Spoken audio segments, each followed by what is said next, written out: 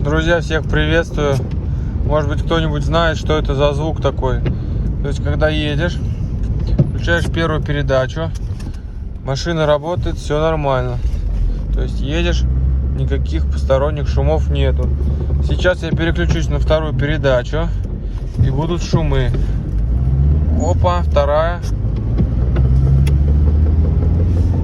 И вот шум. Третья. Может, кто-то знает, напишите в комментариях, что это такое.